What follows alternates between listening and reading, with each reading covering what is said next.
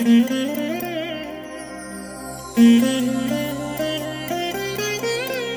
దినం పరము నుండి దిగివచ్చు మాట, ఇది నీ జీవితానికి వెలుగుల బాట, నీ ఒడిలో ఉంచబడిన దీవెనల మూట, అద్భుతాల ఆనంద ఊట. ఏప్రిల్ 27 సంవత్సరమంతా మీరు బైబిల్ చదివి ముగించడానికి ఈరోజు మీరు చదవలసిన లేఖన భాగము ఉదయం రాజుల మొదటి గ్రంథం 1 మరియు 2 అధ్యాయములు, సాయంత్రం లూకా సువార్త 19వ అధ్యాయము 28 నుండి 48 వరకు. క్రీస్తునందు నాకు అత్యంత ప్రియమైన దేవుని బిడ్డలారా, ఈ ఉదయకాల సమయంలో మీ అందరికీ శుభాభివందనాలు తెలియజేస్తున్నాను. మీరు మీ కుటుంబం ఎలా ఉన్నారండి? బాగున్నారా? దేవుని కృప ఎల్లప్పుడూ మీకు తోడై ఉండునుగాక. మీరు నిత్యము క్షేమము కలిగి ఉండునట్లుగా ప్రభు సన్నిధిలో మీ కొరకు జ్ఞాపకం చేసుకుంటున్నాం. నిశ్చలంగా కలవరపడకుండా మీ యొక్క త్రోవలో మీరు సాగి వెళ్ళండి. మీ జీవితం ఒక సుదీర్ఘమైన ప్రయాణం. మీ ప్రయాణంలో క్షేమాధారం కేవలం మీరు నమ్మిన ప్రభు ఒక్కడే. మనుషులందరూ మిమ్మల్ని త్రోసివేయవచ్చు, తృణీకరించవచ్చు, మిమ్మల్ని దూరం చేయొచ్చు, కానీ దేవుడు ఎల్లప్పుడూ మిమ్మల్ని త్రోసివేయడు. ఆయన మీకు సమీపంలో ఉన్నాడు. ఆయన మీతో కలిసి ప్రయాణం చేస్తున్నాడు. మీరు ఈ మాట నమ్ముతున్నారా?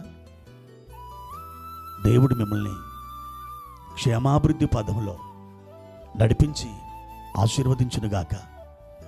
ప్రియ దేవుని బిడ్డలారా, ఈ ఉదయకాలం ప్రభు వారిచ్చినటువంటి వాక్య భాగాన్ని చదువుకుందాం.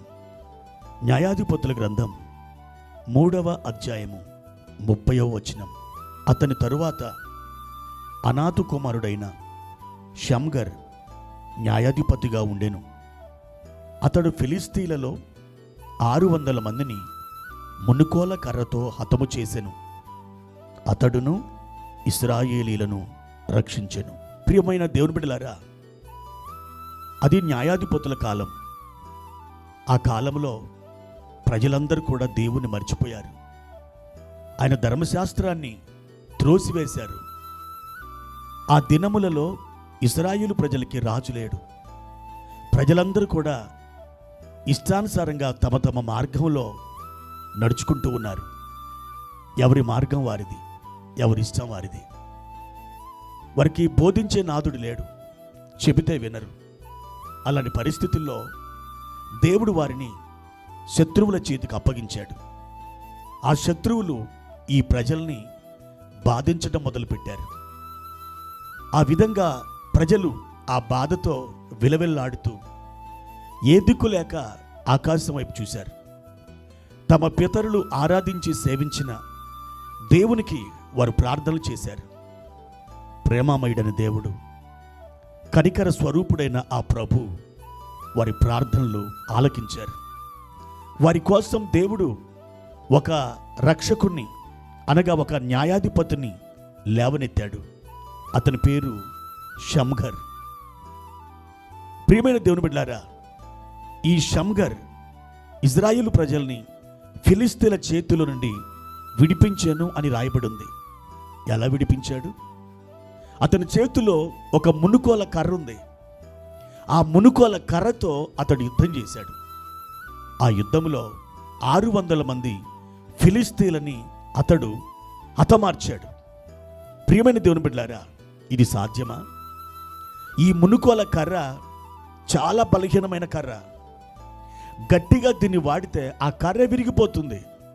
కానీ ఆ కర్రతో 600 మందిని షమ్గర్ హతమార్చాడు.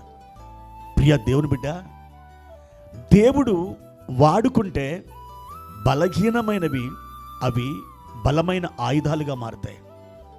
అసాధ్యాలు సుసాధ్యాలుగా మారుతాయి. ఈరోజు ఈ మాటలు వింటున్న నీ జీవితంలో కూడా ఒక బలమైన కార్యం చేయడానికి దేవుడు ఇష్టపడుతున్నాడు. నీ బలహీనమైనటువంటి జీవితాన్ని ఆయన బలముగా మార్చబోతున్నాడు. నిన్ను ఇతరులు త్రోసివేసి ఉండొచ్చు, ఇతరులు నేను బాధించుండొచ్చు. నీవు యోసేపు వలె తన అన్నల చేత బాధించబడి, కొట్టబడి, అమ్మివేయబడి, తృణీకరించబడిన వ్యక్తిగా నువ్వు ఉండొచ్చు. కానీ దేవుడు నీతో ఉన్నాడన్న విషయాన్ని నువ్వు ఎన్నడూ మర్చిపోవద్దు. ఆయనే నీకు జయం, ఆయనే నీకు విజయం, ఆయనే నీకు మహిమ, ఆయనే నీకు ఆశీర్వాదం.